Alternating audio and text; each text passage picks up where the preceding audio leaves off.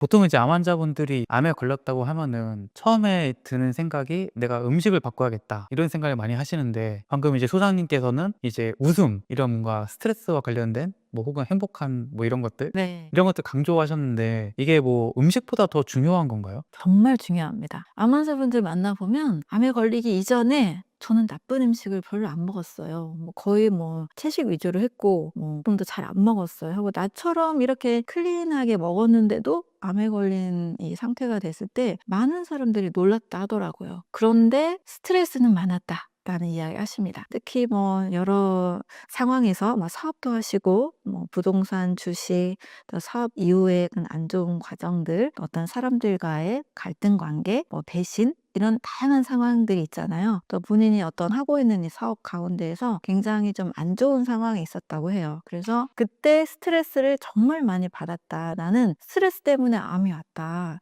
이 표현을 직접적으로 하세요. 제가 딱 지적한 게 아니고. 자, 그런데 막상 이 암을 고치려고 할 때, 치료하려고 할 때는 음식을 그렇게 많이 중요하게 여깁니다. 그리고 뭐 운동, 그리고 뭐 맨발 걷기 이런 몸에 대한 것들을 거의 뭐 99% 치중을 하세요.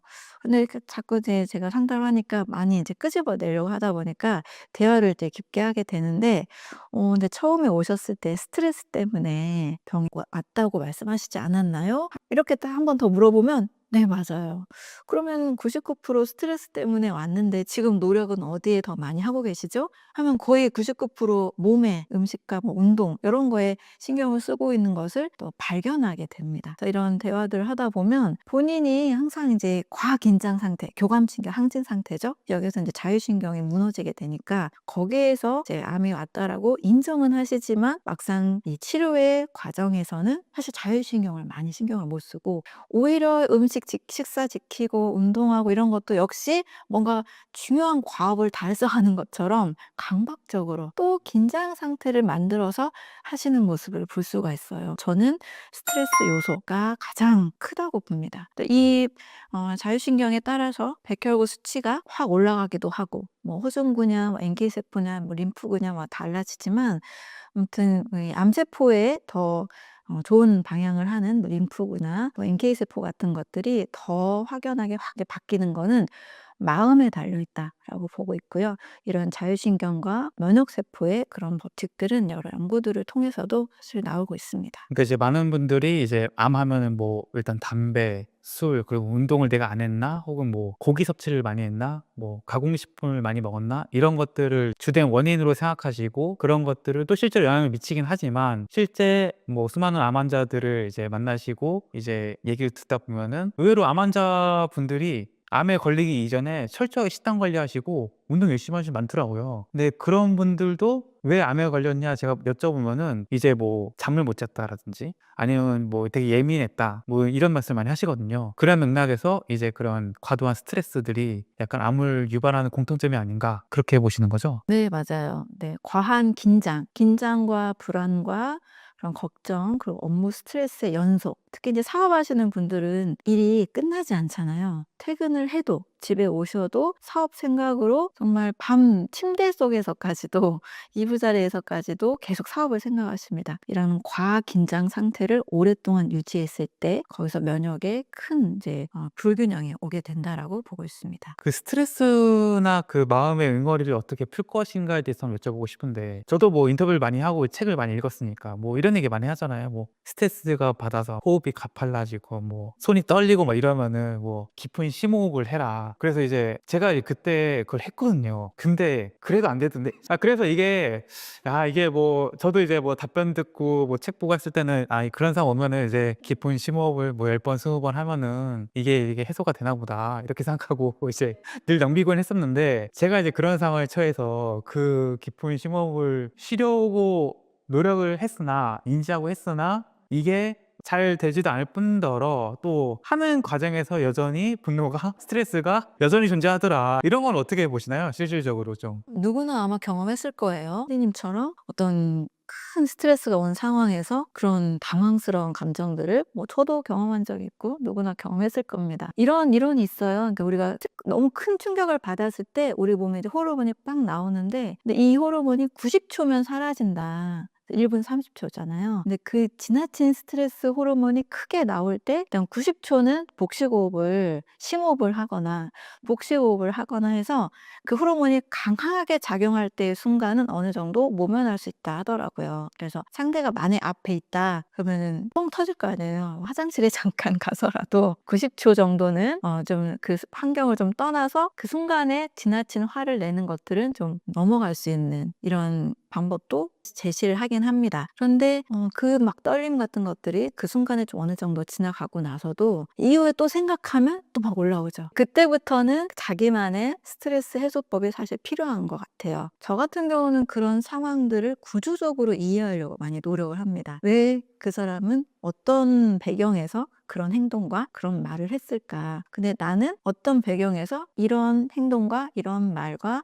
이런 생각이 계속 남아 있을까? 구조적으로 계속 저는 분석을 많이 하는데 일단 분석을 해서 이런 심리가 이렇게 작용했고 상대의 저런 심리가 이렇게 작용했구나라고 어느 정도 뇌에서 이제 시간이 지난 경우죠. 왜 그런 일이 발생했을까 생각하게 되잖아요. 구조적으로 이렇게 좀 분석을 해 놓습니다. 그러면 다음에 비슷한 상황이 왔을 때 구조적으로 뭐 사람을 알아보는 기술이라든지 이럴 때는 이런 말로 대처를 한다든지 어디까지는 그 사람의 경계고 나의 경계가 어디인지 이런 경계를 잘 기준을 잡는 것 이것만으로도 반복적인 그런 비슷한 패턴들은 좀 예방을 할 수가 있는 것 같아요. 또 거기에서 또 저의 부족한 부분들이 당연히 또 발견이 되겠죠. 그러면 또 그런 부분들을 또 제가 또 보완을 해 나가기도 하고 이 과정에서 사실 저도 저만의 쓰는 어떤 기술들 몇 가지가 있는데 어떻게든 분석을 하고 또 그런 화를 좀 지우는 연습들, 기술들이 좀 있습니다. 저도 많은 이제 멘탈 관리를 위해서 많은 것들을 배우고 노력을 좀 하는 편인데요. 그런 기술들을 사용을 하고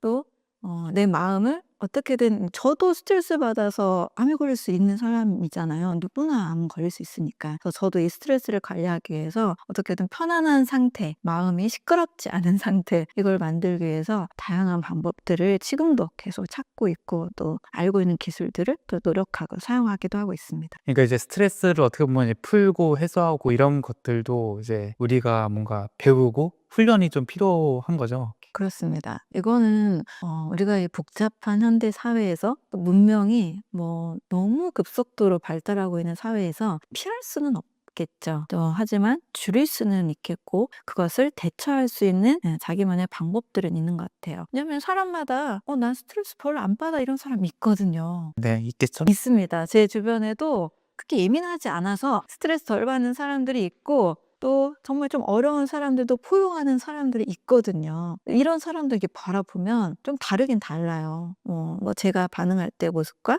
그런 성격을 가진 사람들 모습은 다르거든요. 그리고 또 여러 뭐 명상이나 뭐 호흡이나 뭐 자기만의 어떤 여러 가지들을 배워서 또 그런 한계들을 극복해 나가는 사람들도 있거든요. 그래서 마음 공부하라는 얘기가 있죠. 그래서 암에 걸렸을 때는 음식으로 100% 전이 재발을 막을 수는 없다고 봐요. 교감신경, 자율신경, 이 부교감신경 이거를 반드시 저는 바꿔야 된다고 보는데 우리가 생각 패턴 바꾸기는 굉장히 어렵잖아요. 그래서 암이라는 것은 나의 삶을 한번 제2의 인생을 다시 시작하는 기회다. 이렇게 이야기하시는 분도 많고 병을 다 완치한 분들 5년 이상 다 완전 관을 판정을 받고 완치하신 분들은 삶이 정말 바뀌었다라는 고백들을 거의 다 공통적으로 하십니다. 그러니까 음식 하나 바꾸고 운동 하나 바꾸고는 해결이 안 될 수도 있다는 거예요. 그래서 하나의 내가 좀 더 행복하고 좀 더 편안하고 자율신경이 잘 균형이 맞는 이런 삶을 지향하지 않아서 온 신호이기 때문에 하나의 사인이죠. 이걸로 다 죽는다 이게 아니고 사인이기 때문에 이걸 바꾸는 삶으로 다시 한번 터닝했을 때는 다시 몸이 제자리, 질서를 잘 찾아서 세포도 제자리로 다 돌아오고 조금 더 편안하고 행복한 삶을 만들어 갈 수 있다. 저는 삶이 주는 하나의 기회고 전환점이기 때문에 우리 몸은 다시 돌이킬 수 있다. 이 이야기를 꼭 전해드리고 싶습니다. 방금도 말씀하셨지만 암은 이제 뭐 한 번쯤은 이제 걸리면은 삶이 완전 바뀔 수 있는 기회가 되기도 한다. 뭐 이런 맥락으로 말씀하신 분들이 의외로 많아요. 뭐 암 전문의 선생님도 그렇고 제가 이제 암 환자분들 인터뷰했을 때 이제 암이 자신의 삶을 바꿨다라고 말씀하신 진짜 많거든요. 물론 이제 나았으니까 이제 또 그런 말을 할 수 있겠죠. 근데 이제 제가 이제 그 단톡방을 있어요. 암 환자 단톡방. 거의 한 200명 있거든요 지금. 200명 있는데 그들은 이제 암과 현재 이제 어떻게 보면 싸우고 계신 분들이잖아요. 그들이 이제 그 암 전문의 선생님들한테 고민을 나누고 질문하는 것들을 보면은 '야 이게 결코 그렇게 가볍게 할 말은 아니다. 이게 진짜 암이라는 게 그냥 뭐 잘라내고 뭐 항암제를 뭐 투여해서 뭐 이걸 화학적으로 어떻게 뭐 제거하고 없애려는 노력을 하는데 이 부작용이라는 게 진짜 크더라고요 이게. 이게 뭐 단순하게 뭐 아프고 좀 뭐 구역질 나고 입맛이 없고 뭐 많이 피로해지고 이 정도가 아니라 정말 이게 뭐 피부에 뭐가 나기도 하고 이게 또 오사고 붙으니까 또 생활 자체가 굉장히 어려워져서 야 진짜 암을 걸리기 전에 먼저 깨닫고 '내가 암이 안 걸리는 환경, 몸, 생활 패턴으로 만드는 게 현명한 거다.'라는 생각이 듭니다. 네. 맞아요. 저도 정말 그거를 강조하고 싶어요. 저에게는 항암 치료를 이렇게 병행하면서 오시는 분도 계시고 초기일 때 아주 작을 때 또는 무록일 때 이럴 때 암이 안 가게 하고 싶어서 오시는 분들도 계시고 또 "나는 항암이 너무 독성이 너무 싫다. 그 고통이 너무 싫다. 그래서 항암하지 않고 그냥 나는 이렇게 자연적인 방법으로 자연으로 없어지게 하거나 자라지 않게 하고 싶다."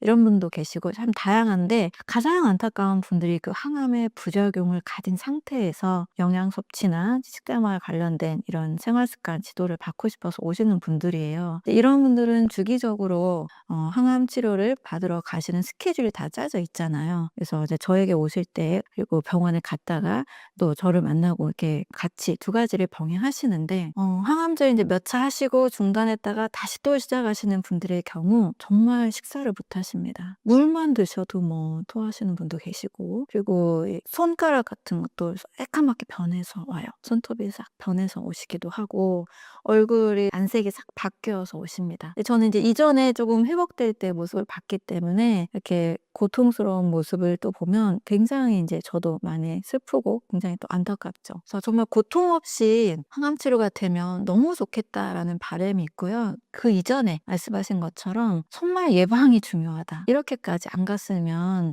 안 가면 정말 좋겠다.'라는 것이 사실 제가 이 일을 하는 것에 큰 의미를 두고 있습니다. 그래서 뭐 염증만 좀 없어도 또 스트레스 관리만 미리 나를 좀 더 사랑하는 그런 연습을 좀만 더 했어도 우리가 크게까지는 안 갈 수 있을 텐데 그런 뭐 요소들을 저는 어떻게든 좀 조기에 알리고 싶은 거죠. 뭐 피곤할 때 소화 안 될 때, 뭐 잠을 못 잘 때 이런 우리 일상의 어떤 불편한 습관들이 있죠. 불편한 증상이 있죠. 병이라는 말할 수 없는데 건강하지는 않은 증상들 이런 것들이 소소하게 일어날 때 뭔가 내 몸이 보내주고 있는 신호이기 때문에 이거를 정상으로 되돌린 노력을 그때만 해도 우리 몸은 엄청난 자생력이 있고 회복력이 있기 때문에 큰 병까지 안 가도 돼요. 저는 큰 병 가기 전에 신호들을 보낼 때 미리미리 좀 예방을 하세요. 이런 이야기들을 정말 많이 많이 하고 싶습니다. 그 이제 뭐 저도 유튜브 같은 걸 보면은 자기는 식단 관리도 잘했고 운동도 꾸준하게 했는데 암에 걸렸다는 분들이 계시거든요. 근데 그게 이제 스트레스 때문일 수 있다라는 얘기인 거고 실제로 우리가 뭐 이런 얘기도 하잖아요. 회사에서 이제 회식 같은 거 하게 되면은 법인 카드로 먹으니까 공짜로 마시는 걸 뭐 좋을 것 같은데 그 상사와 그 직장의 그 문화 이런 것들 때문에 회식을 사람들이 반기지 않는 것도 거기서 좀 스트레스를 받기 때문에 그런 거고 맛있는 음식을 먹더라도 이 소화가 안 되는 원인도 결과적으로는 스트레스 때문에 기인하는 거잖아요. 그렇죠. 그런 걸 보면은 사실은 같은 음식을 먹어도 어떨 때는 소화가 잘 되고 어떨 때는 소화가 안 되는 게 있는데 그런 걸 따져봤을 때는 음식보다 어떻게 보면 또 스트레스가 더 큰 영향을 주는 것 같기도 해요. 어떻게 생각하세요? 저도 사실은 음식보다 스트레스를 거의 70% 이상으로 보긴 합니다. 너무 많은 환자들을 통해서 사례를 통해서 확인할 수가 있거든요. 정말 환자들이 제일 빨리 이제 암을 낫고 싶어 할 때 제일 빠르게 바꿀 수 있는 것이 음식이에요. 음식은 그래도 어느 정도 의지만 있으면 바꿀 수 있잖아요. 제일 어려운 것이 나의 이 생각, 감정, 어떤 성격 이런 거 바꾸는 것이 제일 어렵습니다. 근데 이게 안 바뀌면 우리가 신경 쓰면 소화 안 되는 거는 거의 다 대부분이 체험해 보셨잖아요. 그런 식으로 뭔가에 계속 '내가 암이 커지지 않을까? 어디서 전이되지 않았을까? 재발되면 어쩌지?' 이런 불안감이 사실 많이 있을 수밖에 없죠.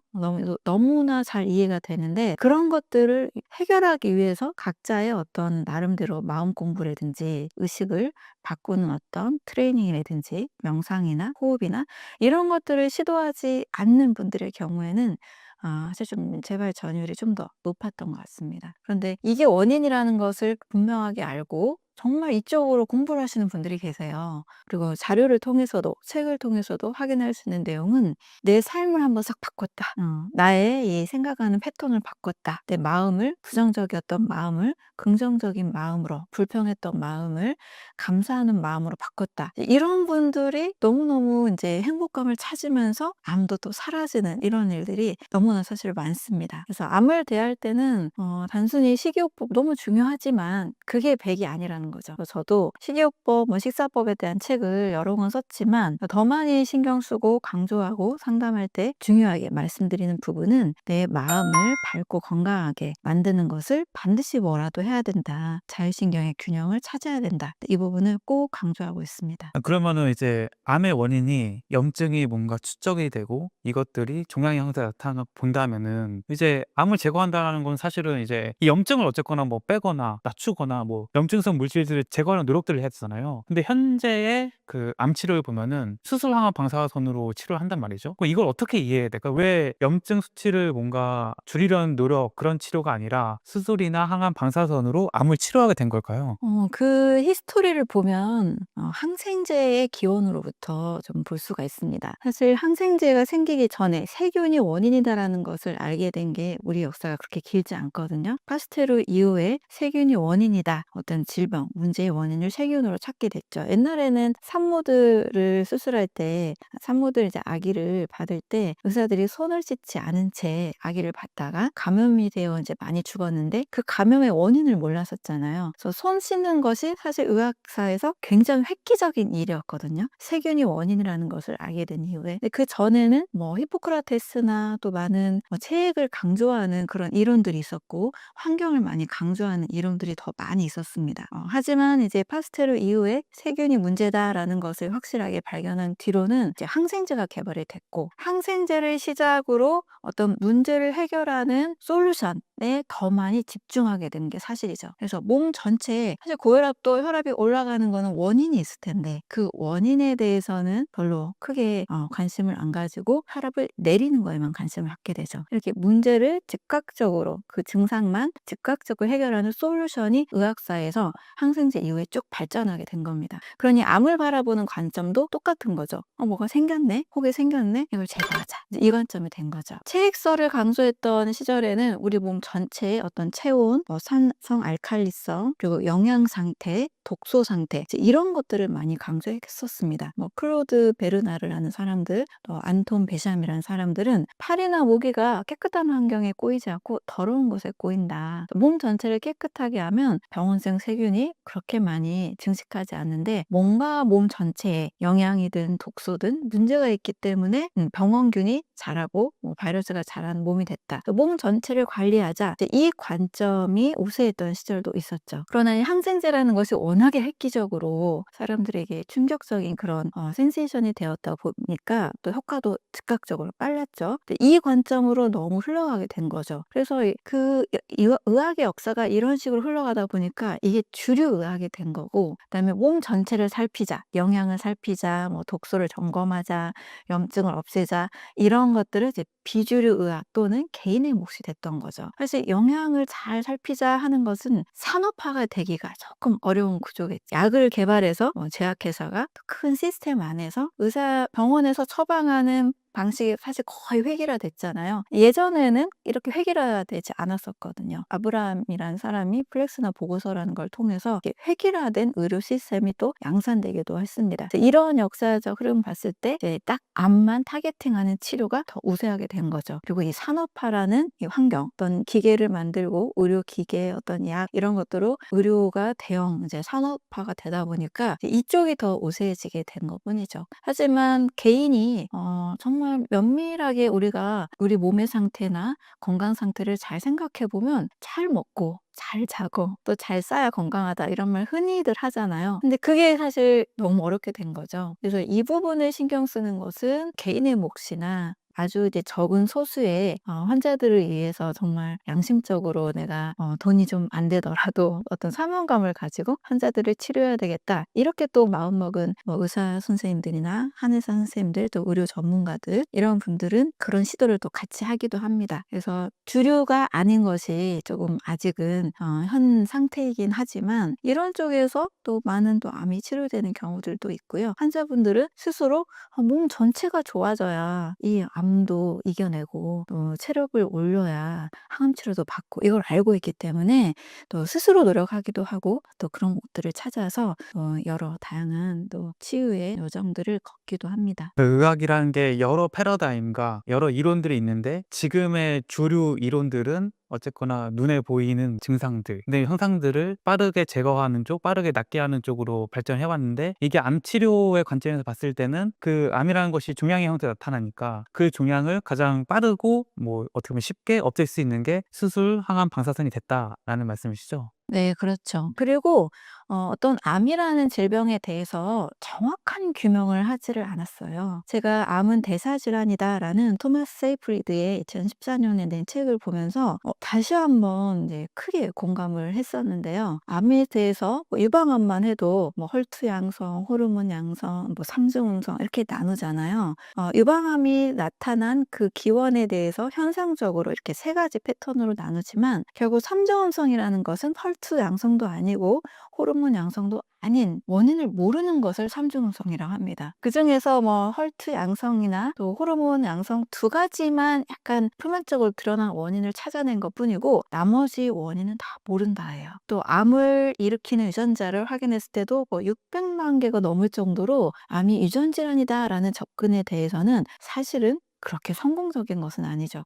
표적 항체 치료제, 2세대 항암제가 나왔지만 어느 정도 이 암이 좀 줄어들다가도 완벽하게 사라지진 않잖아요. 암수포가 또 내성을 일으키고 항암제에 대해서 돌연변이를 해서 유전자가 또 바뀝니다. 근데 결국 암은 유전 질환이다라고 접근을 했을 때는 전체적으로 사실 근본적으로 치료가 쉽진 않은 거죠. 꾸준하게 약을 계속 바꿔가면서 쓰게 되는 거죠. 그런데 암은 대사 질환이다라는 이 정확한 규명이 저는 굉장히 획기적으로 느껴졌고 이걸 알리기 위해서 대사혁명이라는 책을 쓰기도 한 거죠. 이와 같이 암이 대사 질환이다라는 전제가 깔리지 않았기 때문에 암만 제거하려는 수술, 방사선, 항암이라는 표준 치료가 더 집중을 받게 된 겁니다. 대사 질환이다라고 접근을 하는 순간 이제 의료계에는 또 엄청난 혁명이 일어나야 돼요. 또 대사 질환으로 대사 치료로 접근하는 순간 그냥 개인의 식생활, 스트레스 관리, 운동, 수면 이런 생활 습관적 관리가 훨씬 더 중요해지기 때문에 치료가 단순하지 않죠. 치료가 굉장히 광범위해지는 거죠. 저도 생활습관 의학을 공부하고 있고 또 적용하고 있는데 개인마다 너무 다 다릅니다. 이분에게 맞는 생활습관, 이분 또 다른 분에게 처방해야 되는, 맞춤해야 되는 그런 방식이 아예 천차만별이기 때문에 표준화하기가 어려워요. 그래서 이렇게 표준화하기 어려운 치료는 사실 현대 의학에서는 그렇게 달가운 건 아니죠. 표준화를 해야 훨씬 치료가 간단해지기 때문에 이런 관점에서도 현재 표준 치료가 이루어지고 있는 겁니다. 그래서 대사질환이다, 암은 대사질환이다. 이 명확한 전제가 이제 현재 의료계에는 크게 전달되지 않은 것이 또 하나의 요인이라고 볼 수가 있죠. 우리가 아까 전에 암의 원인을 얘기할 때 먹는 거만큼이나 이 스트레스가 이제 큰 영향을 준다고 얘기를 나눴었는데 이 스트레스가 어쨌거나 교감신경을 항진시키고 이것이 자율신경을 이제 어떻게 보면 균형을 잃게 만들어서 이것들이 이제 우리 몸이 제대로 원활하게 기능하지 못하도록 만든다라는 건데 그러면 이 교감신경이 만약에 항진됐다라고 표현하잖아요. 이 교감신경이 항진됐다라는 것은 어떻게 우리 몸의 증상으로 나타나게 되나요? 가장 빠르게 느낄 수 있는 것은 엄청나게 긴장했을 때 소화가 딱 안 되는 것 경험을 해보셨잖아요. 그래서 교감신경 항진은 일단 혈당 혈압을 올리고 소화 효소를 멈추게 합니다. 몸이 긴장해서 어떤 과업을 수행해야 되는 상태로 바꿔주는 게 교감신경이죠. 그래서 긴장 상태, 에너지를 그 과업을 수행해야 되기 때문에 소화시키는 데 에너지를 쓰지 못합니다. 우리가 긴장하면 고혈압을 체크할 때 집에선 정상이었는데 병원 가면 이 수치가 바뀐다는 분들 계시잖아요. 또 최근에 내가 음식을 바꾼 게 없는데 스트레스를 받아서 혈당이 치솟았다라는 분도 계시거든요. 이런 분도 이제 상담을 했었는데 확실히 스트레스가 나쁜 것 같아요. 이런 얘기를 하십니다. 그래서 모든 수치들이 이제 올라가게 돼요. 네. 그리고 혈관이 확 수축이 되면서 혈구들이 지나가는 통로가 좁아지게 됩니다. 혈액순환이 잘 되지 않고 몸에 이제 산소, 영양소 공급이 잘 안 되게 되는 거죠. 이제 그러면 내 몸이 과긴장 상태에서 이제 근육도 너무 딱딱하게 굳고,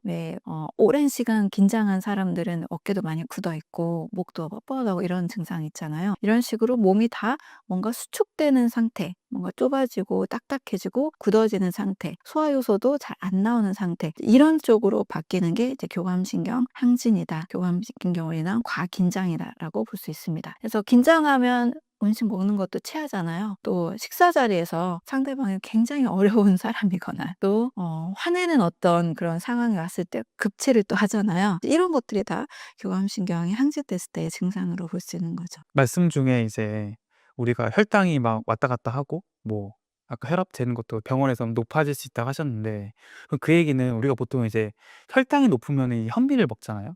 근데 똑같이 현미를 먹는데 나는 똑같은 식사, 똑같은 현미밥을 한 공기 먹었는데 어떨 때는 이제 100이었다가 이 교감신이 항진되면은 뭐 130, 150으로 치솟을 수 있다는 얘기인 거죠?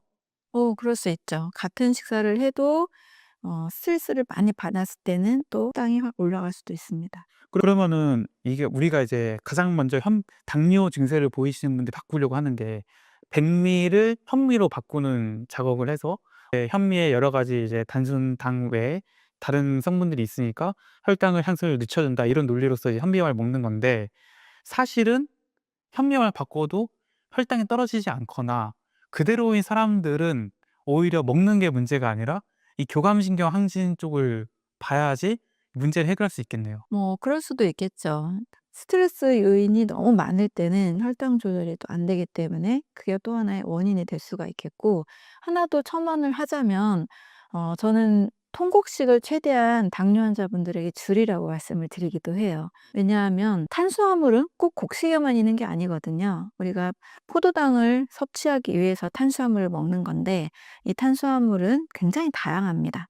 채소에도 탄수화물 있고 과일에도 있고 견과류에도 있고 또 구황작물, 고구마나 감자나 단호박 이런 거에도 있습니다. 이렇게 복합 탄수화물은 다양한 형태로 먹을 수 있지 꼭 통곡식에만 있는 게 아니거든요.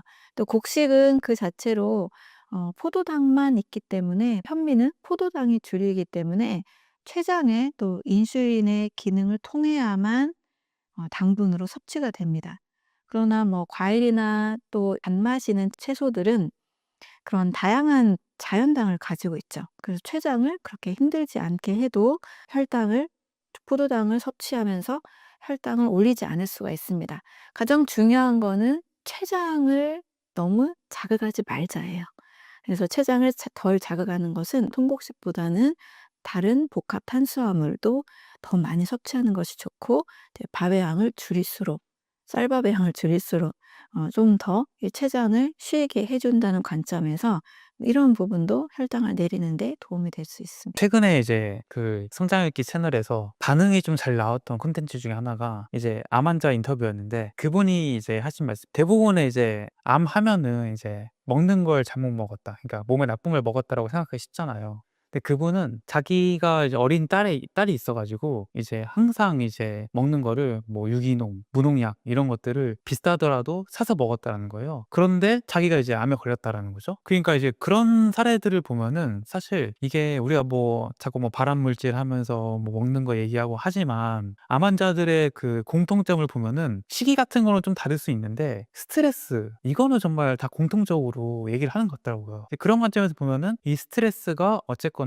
사람마다 수용력이 다를 수 있겠지만 자기가 받아들일 수 있는 그 수용의 정도를 넘어서면은 그런 것들이 교감신경을 항진시키고 그것들이 뭐 면역세포의 힘을 약화시키거나 소화를 방해하거나 이런 것들 복합적으로 해서 결과적으로는 암세포가 살기 좋은 환경을 만드는 게 아닌가, 그런 생각이 듭니다. 그렇죠. 그러니까 인제 탄소와 영양소 이야기 네 말씀을 드렸고 스트레스 같이 말씀드렸는데 이 모든 환경들이 최종적으로 어디를 향하고 있냐면 바로 미토콘드리아 기능 장애예요. 그래서 나쁜 음식도 미토콘드리아 손상을 일으키고 스트레스도 미토콘드리아 손상을 일으킵니다. 그래서 "암세포를 규정 짓는다."라고 하면 미토콘드리아가 문제가 생긴 세포다. 정상적인 대사를 못하게 되는 세포로 바뀌어 버린 거죠. 특이한 대사를 하는 세포로 변신을 한 겁니다.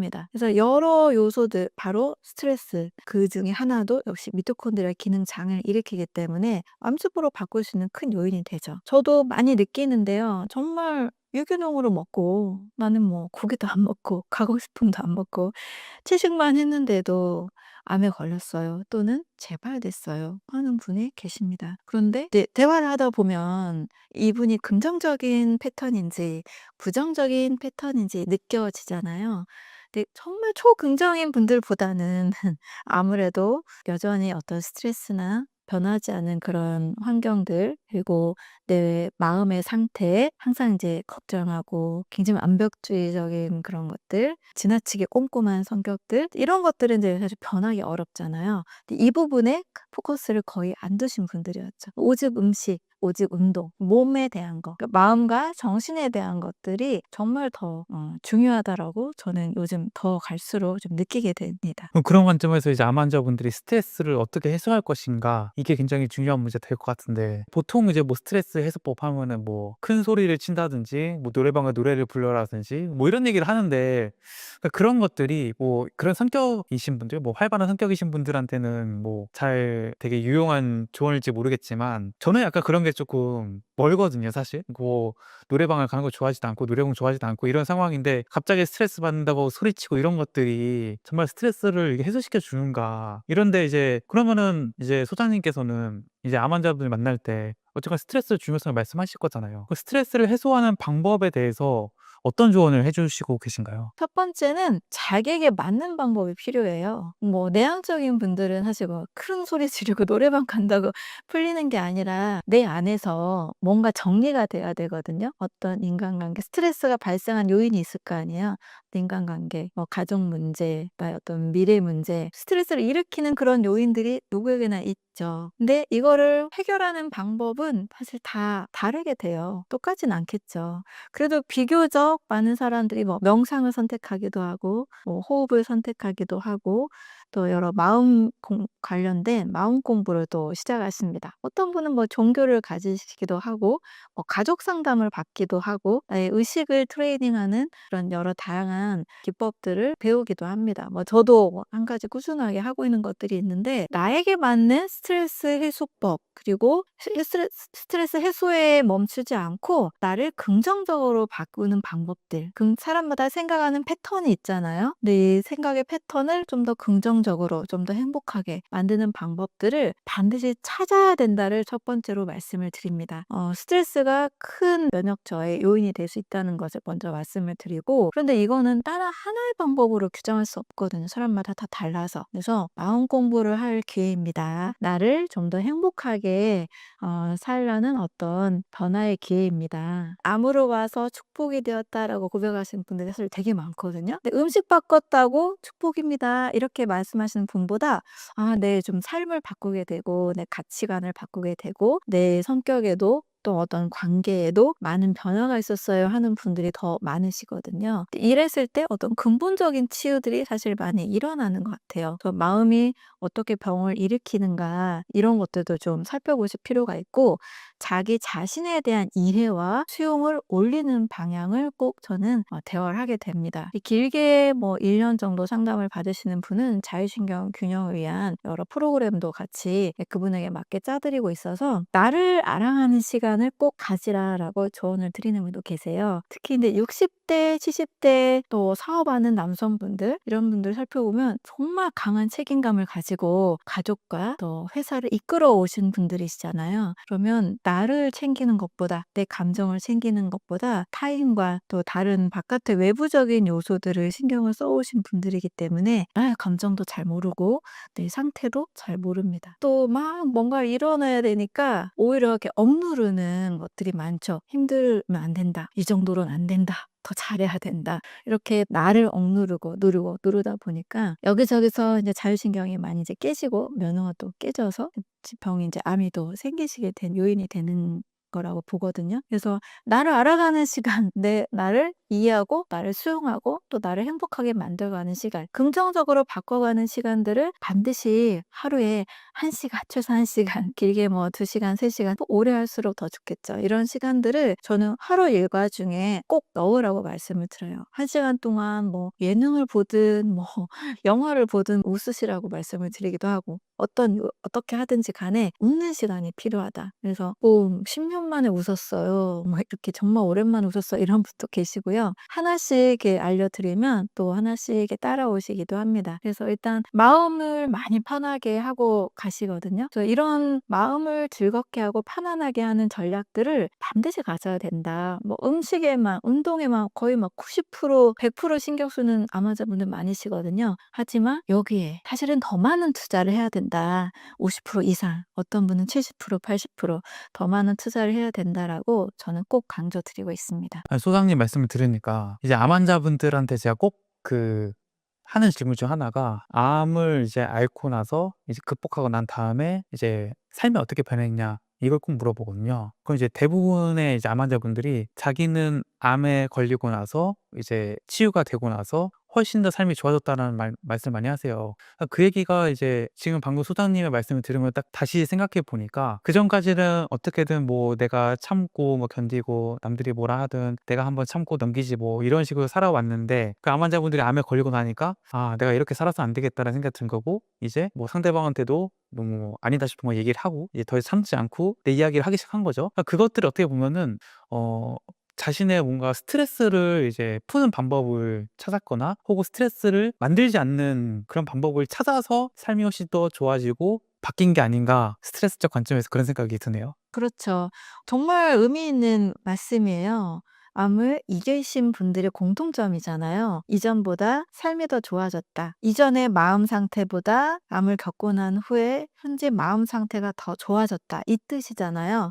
그러면 그런 분들은 반드시 마음 관리를 했다는 뜻이에요. 억누르지 않고 나의 마음을 조리 있게 표현하기도 하고, 관계에서 훨씬 더 향상된 능력들을 가지게 된 거죠. 그래서 자신을 억누르지 않고 살아가는 거, 이게 정말 중요한 요소가 됩니다.